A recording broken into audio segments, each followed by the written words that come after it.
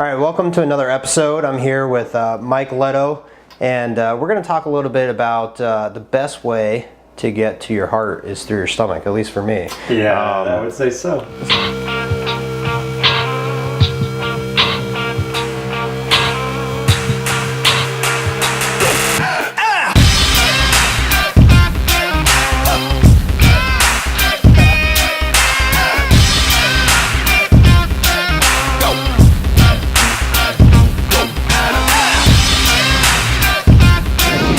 Introduce yourself, Mike. Tell us a little bit about yourself. Welcome, guys. I'm Michael Leto. I'm the owner of Lil Leto Catering. I do catering service for pretty much any event. Like Joe said, the quickest way to someone's heart is through their stomach, and I'm a firm believer in that. I love food. I love everything about food. I'm completely obsessed with it at this point. Yeah. So tell us a little bit about kind of how you got started in this and kind of, where you're at right now with your business. So my first year of college, I was blessed with, I had a kitchen in my dorm room, which is odd. No, not just a microwave. No. We got put in an older dorm, and these had a living area. They had a kitchen with a stove, gas stove too, which is great, a little oven, and then there was our bedrooms. But I loved cooking at that point, from a health conscious standpoint. And then I started cooking for other people in the dorm rooms or down the hall. And I kind of got a kick out of cooking for people and them enjoying it. I was like, all right, this is kind of cool. And then from there, I ended up getting a job working for a chef, Giovanni Scorzo. I worked the counter at his place at Andreoli's, but I saw his passion towards food and what approach you can take to really create a great, splendid, incredible meal. Mm-hmm. And after working for him for years, because my father is originally from Sicily, I contacted some cousins and said, is there any way you could find me a job just for a summer, just to work at a resort or pizza place or whatever. And from that was in 2012. And from 2012, I went 4 summers in a row. Excuse me, maybe it was 2011, 2012. So it was 2012, 2013, 2014, 2015. I was in different kitchens throughout Europe. So twice in Sicily, twice in France, and once in Florence, Italy. Oh. Just working like a sous chef type experience where I pick up various plates or learn how to cut different cuts of meat or filleting fish, or just, it was an incredible experience and really has grown. I notice each time I come back from there, I know more about food. Mm-hmm. But it's been an incredible growth experience, just being over there and seeing how different people approach food.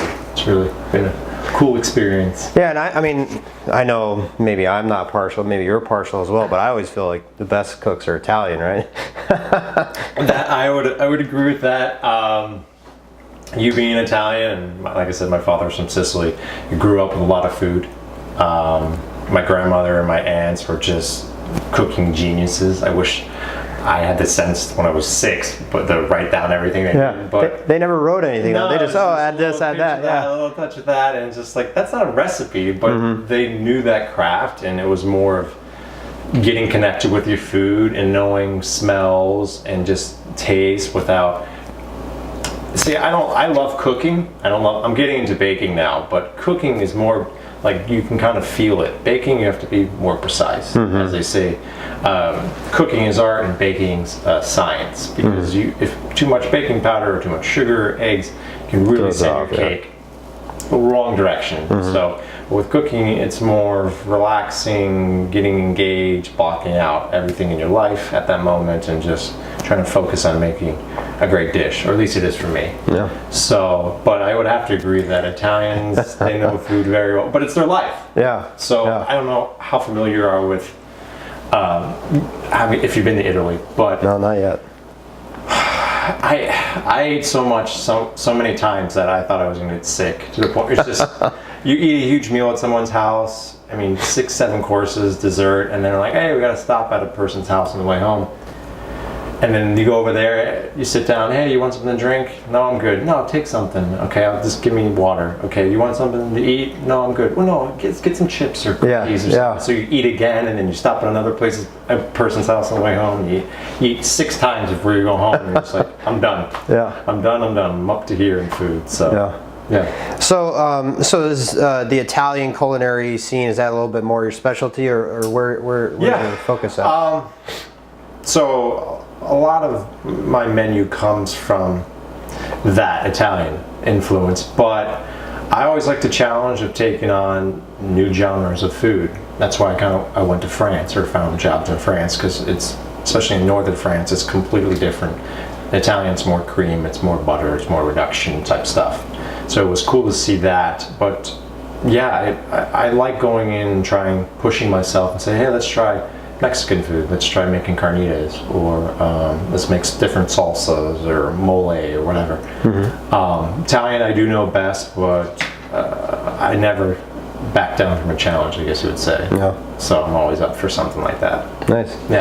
So Mike, you have a catering business as well with this, and so let's talk about that as far as, you know, like the capacity that you can hold, what type of meals or ways that someone can utilize this service. So I'm still fairly new in the business, and as far as capacity, like I've done a cocktail hour with 100 people. For me, it's more setting. So if it's a conducive environment, part of my pitch or the experience that you have with me is I want the food to be as fresh as possible. A lot of other catering companies are bringing food that's already cooked and then putting on a sterno and reheating it. I don't like to do that. So if you hire me, I'm probably going to take over your kitchen. I mean, I clean up and make sure not to make a mess, but I believe in giving people the freshest food because that's how it sits the best. It's hard to cook something an hour before and have it taste right an hour later. Okay. So yeah, venues, again, I've done stuff for over 100 people. I've done stuff for 60 people. I've done smaller, intimate dinner parties where there's 12, 14 people. I love the challenge again. So if you come to me and say, and I go, it sounds doable, I'll do it. I mean, but at the same time, if I look at the situation and go, look, I don't know if you're gonna get my food in the best light, and I'll lose sleep over if I think you didn't get great food. Okay, so I'll do everything to get to that point. So if it compromises the dish, I'm not gonna just chase the almighty dollar just to make money. It's really about the experience and the quality. Yes, and that's something I saw working in Europe. But in business, whether you're on restaurants or catering, a huge part of it is always going to be food control or your food costs. And I always tell people my food cost on average is higher than everyone else because I don't know how I can't buy cheaper food. You know what I mean? I'm not going to skimp here or cut corn in there because I know that will compromise my dish or not come out the way I want it. But I'm okay. I've accepted that hey, I'm going to spend X amount of dollars on each party, and just to block that out, just do what you do because that is coming out, becoming a great product, and always delivering a great product, no matter, I guess, what the cost is. But yeah, the freshest food is it's a great experience when you eat something that's done right then. Yeah. Okay, you just experience it for what it is and what it's supposed to be, and it's a beautiful experience when it lines up. So yeah, when you have the quality and integrity and the love of and passion in the food, it makes it taste just a little bit better. No, I mean, at the beginning of this, when I started my company, I didn't sleep much because I didn't know about portions and how much of this, how much of that, and I'd be working for 14 hours straight and then loading stuff up in a van and then going to work for another 10 hours, and just when I'm done with the party, it was just like, all right, I got to figure some stuff out. I'm not going to be able to keep this up, but they're growing pains with business. But it's been a fun ride, and I enjoy, again, everything about food. It's cool. It's my life at this point. Awesome. Yeah. Well, we're going to show a couple of examples of of some of the items that you've made, some pictures of either baking goods or cooked goods or anything grilled, because you do grilling and all that type of stuff as well. As we're showing those images, why don't you tell us your contact information and where they can reach out to you? So you can find me on Facebook. My company name is Lil Leto Catering. It's LIL''LETO Catering, and you can find me on Facebook or Yelp or my website, which is lilletocatering.com. You can get a hold of me to get price quotes or menu ideas. I do have a menu on my website, but it's just a tenth of what I know. If I actually put everything I knew on a menu online, you'd be scrolling for 3 days, and it'd just be that confusing. So, can we sign up for like taste testing? You know, it'd be like a free taste testing.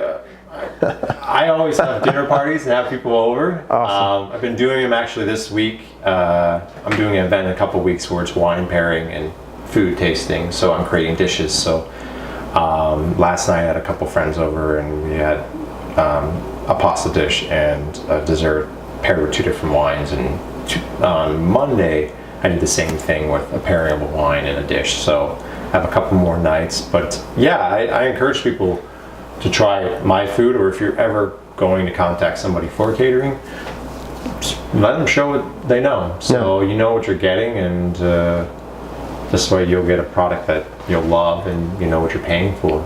So yeah, taste testing for sure. I'm always cooking, so you can stop in and have lunch with me, or I have pastries typically. That I don't love sweets, but I love them. I'm getting in love with make them now, but I don't really eat them. So there's something always lingering in the fridge or on the counter. So it's all good. Well, so it sounds like you do from as small as dinner parties for a couple of people all the way up to catering events. So weddings. One thing I would like to try to push here that I think would go over really well is do what Italians do. They have dessert bars in Italy when you have a wedding, because here it's just typically cake, maybe a cookie or something, but there they have a gelato station, a fruit station, a cookie station, another cake station. I mean, cannoli. Yeah, we do it well, trust me. Yeah, I know. Exactly.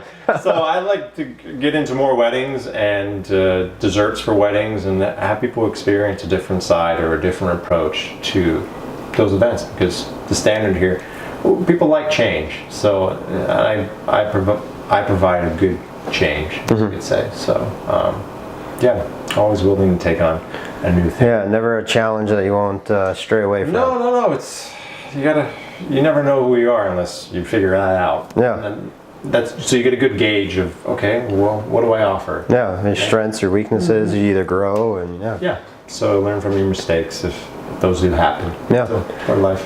Awesome. Well, thank you so much for giving us the time and interviewing here. And you know, if anyone else has any further information, please look forward to his information. It'll be along the bottom here, and we'll go from there. But thank you so much for watching another video. Joe Iuculano here. My number directly 480-577-6101, or you can go to my website www.joeiuculano.com. Thank you so much.